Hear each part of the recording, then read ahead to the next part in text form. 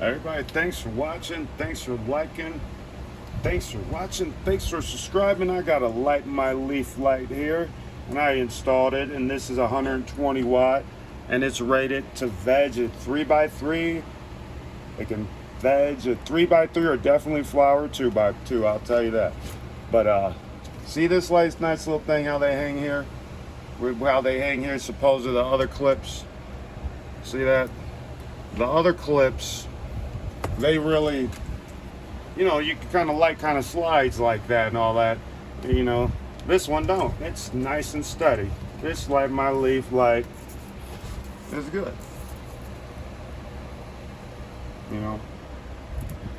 See them?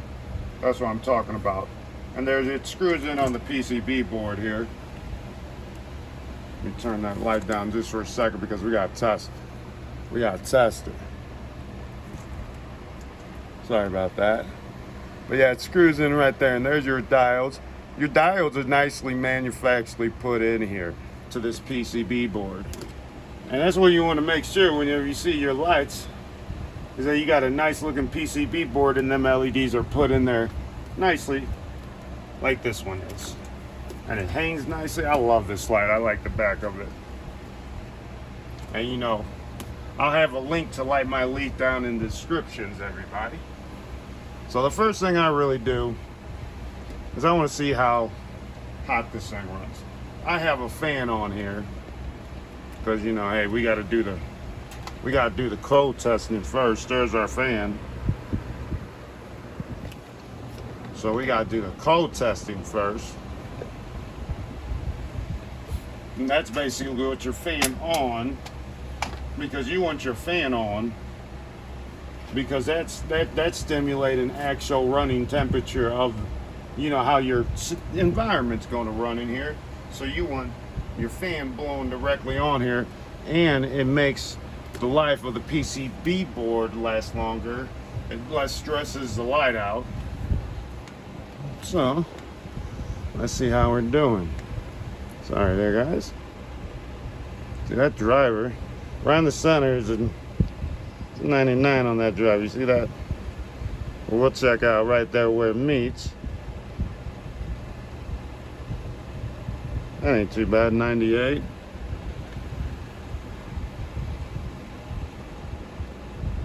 $96. $98. So this is staying nice and under 100 degrees with that fan directly on it. So you're gonna have to put some fans. You're gonna have fans going anyway because you got to have airflow. So that's why they don't put fans on these lights, because you should have some significant lights on these up and down and above. But I'm over here taking the temperature,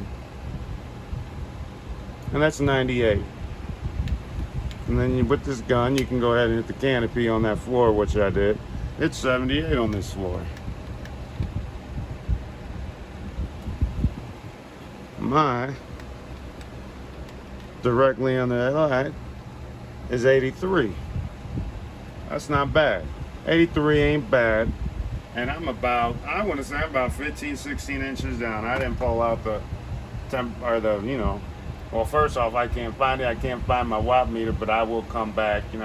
This thing is pulling 120 watts from the wall because it's got all its shots.